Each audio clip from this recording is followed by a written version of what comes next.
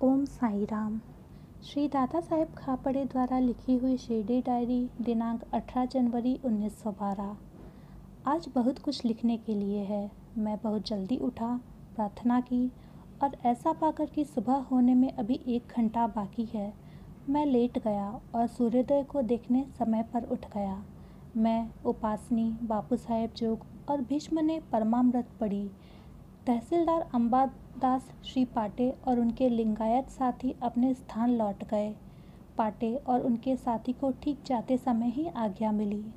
हमने साईं बाबा के बाहर जाते हुए दर्शन किए और फिर जब वे मस्जिद लौटे, उन्होंने मुझ पर बहुत कृपा दिखलाई। जब मैं सेवा कर रहा था, उन्होंने 2-3 कहानियाँ सुनाई।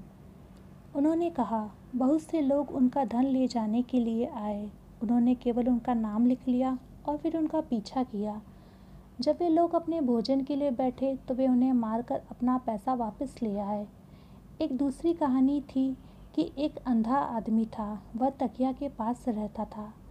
एक आदमी धोखा देकर उसकी पत्नी को ले गया और आखिरकार उस अंधे आदमी को मार दिया। 400 आदमी चावड़ी में इकट्ठे हुए और उन्होंने उसे धिक्कारा। उन्होंने आदेश दिया कि उसका सर कलम कर दिया जाए। गांव के एक जल्लाद ने उस आदेश का पालन मात्र अपना कर्तव्य पूरा करने के लिए नहीं, बल्कि किसी और उद्देश्य के लिए किया। इसलिए वह हत्यारा पुनर्जन्म लेकर उस जल्लाद का पुत्र बनकर पैदा हुआ। उसके बाद उन्होंने एक और कहानी शुरू कर दी। इसी बीच एक अजनबी फ़कीर वहाँ आया और उसने साईं बाबा के चरण छुए। साईं बाबा बहुत क्रोधित हुए, बल्कि उन्होंने ऐसा दिखलाया कि वे क्रोधित हैं, और उस फ़कीर को झंझोड़ा जिसने बिना अपना संतुलन खोए बहुत स्थिरता और लगन दिखलाई। आखिरकार वह बाहर चला गया और बाहर आंगन की दीवार के पास खड़ा हो गया। साईं बाबा बहुत क्रुद्ध हुए और उन्होंने आरती के बर्तन और भक्तों के द्वारा लाई गई भोजन से भरी थालियां भी उठा फेंकी। उन्होंने राम मारुति बुआ को हाथों में उठा लिया, जिसने बाद में बतलाया कि वह अत्यंत आनंदित हुआ और उसे लगा मानो उसे कहीं ऊंचे स्थान पर भेज दिया गया है। एक भाग्या और एक ग्रामवासी भी साईं महाराज के हाथों पड़े। सीताराम दीक्षित आरती लाए और हमने आरती सामान्य रूप से संपन्न की, हालांकि कुछ जल्दी में की। मार्तंड, जो कि महालसापति के पुत्र हैं, उसने बड़ी सूझबूझ दिखलाई और ऐसा संकेत करके गड़बड़ी को रोका कि आरती जब शुरू हुई है तब ख़त्म भी होनी चाहिए। उसने ऐसा तब किया जब साईं बाबा अपने स्थान से जा चुके थे। आरती ख़त्म होने से पहले ही साईं बाबा अपने स्थान पर फिर से बैठ गए और फिर सब कुछ सामान्य हो गया। केवल उदी अलग अलग नहीं, बल्कि एक साथ बांटी गई।